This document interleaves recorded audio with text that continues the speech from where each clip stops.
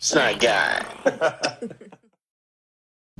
So now we're going to talk about glomerular filtration. And you can see here we have a schematic of Bowman's space and the afferent arteriole forming the glomerular capillary, and then there's our efferent arteriole. And what we mean by glomerular filtration is like we discussed in earlier discussions of systemic capillaries, where fluid leaving the capillary going out of the capillary is called filtration, and in this case the fluid is going in to Bowman's space.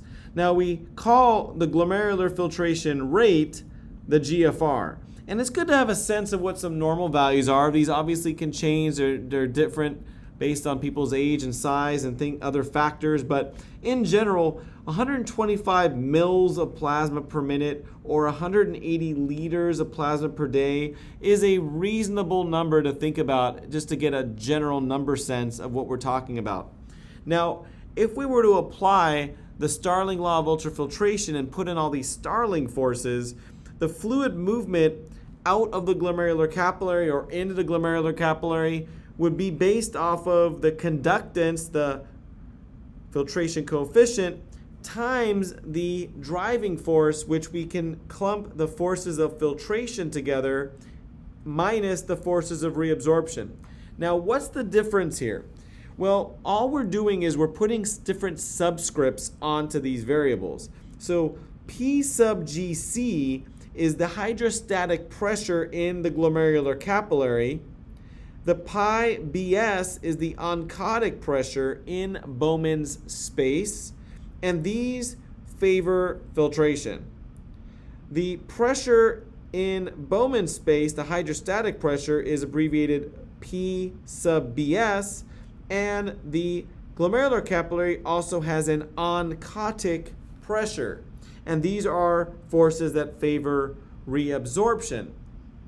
I just want to point out that because of the unique properties of the glomerular capillary here, the glomerular capillary pressure is a bit higher than other systemic capillary beds, and because of that, that is going to help explain why we have more filtration in the glomerular capillary. Also, I'll point out that the pi BS is pretty close to zero, because remember, protein is what is responsible for the oncotic pressure, like proteins like albumin, and that doesn't really normally get through the kidney to a significant degree. The capillary filtration coefficient is also pretty good in terms of value and helps promote filtration as well. Now, as we're going to see, if I made a graph of pressure on the y-axis and the distance along the capillary bed on the x-axis, with the afferent arterial end being here and the efferent arterial end being over there, what we end up with is a graph that we can see is entirely filtration. This is different than we saw in other capillary beds where we saw filtration, but we also saw reabsorption as well. So the glomerular capillaries only do filtration, and they do a pretty significant amount of filtration at that.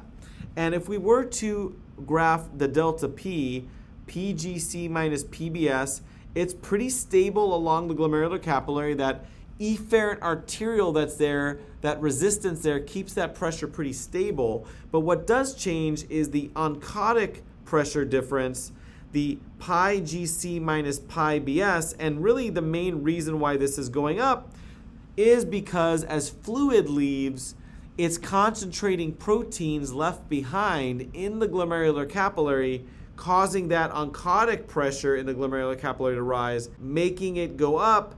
And as it's going up, the driving force for filtration is diminishing, and we reach a point where we get what's called filtration equilibrium. That is, the forces of filtration and reabsorption are balanced, and we stop having net movement. And that happens somewhere along the length of the glomerular capillary. One other important point to mention here is that the GFR, which is really the area under the curve here, is related directly to the renal plasma flow.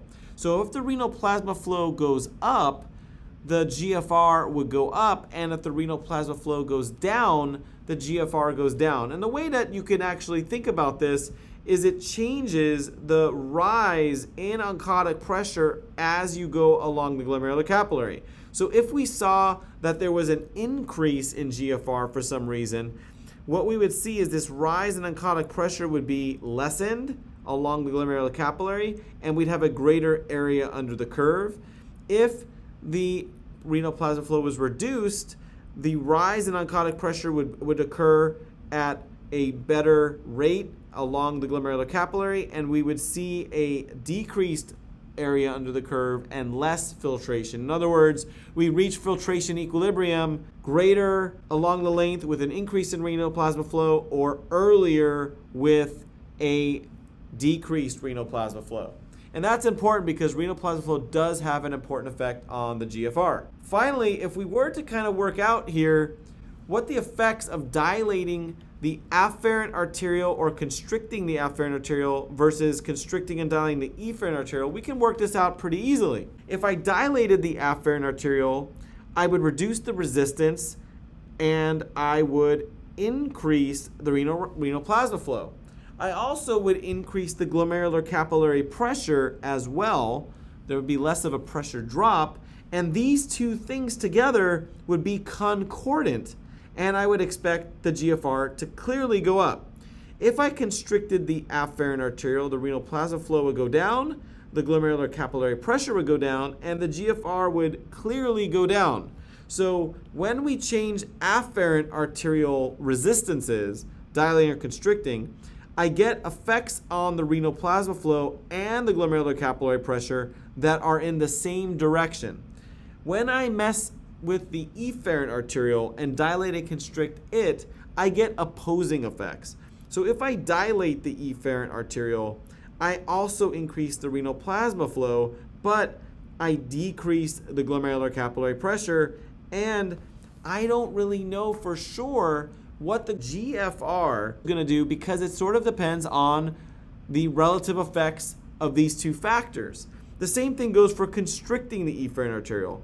I would decrease the renal plasma flow, but I would increase the glomerular capillary pressure, and again, I wouldn't know for sure what the glomerular filtration rate would do.